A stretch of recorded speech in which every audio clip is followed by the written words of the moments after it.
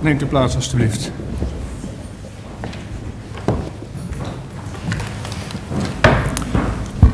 Zo. Bon dia, iedereen. Goed, ik vraag u goed op te letten wat hier gebeurt. Ja. U bent niet verplicht om antwoord te geven op vragen. Duidelijk? Ja, is goed. Oké.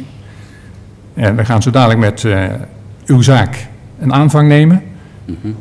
Dat begint er altijd mee dat ik aan de advocaat-generaal, de procureur-generaal moet ik zeggen, die daar zit, vraag om te zeggen waarover uw zaak gaat. Het eerste feit is het medeplegen van de moord op de politicus Wiels. Dat zou zijn gebeurd op 5 mei 2013 hier te Curaçao. Het tweede feit is een feit van 27 januari 2013, ook te Curaçao gepleegd. Dat is de moord op Raikel Concepcion. Het derde feit is de moord, dat vond plaats op 8 juni 2012 te Curaçao, de moord op Lionel Arnaud. En het vierde feit is, je zou bijna zeggen, gewoon een atraco op 25 januari 2013, ook weer hier te Curaçao.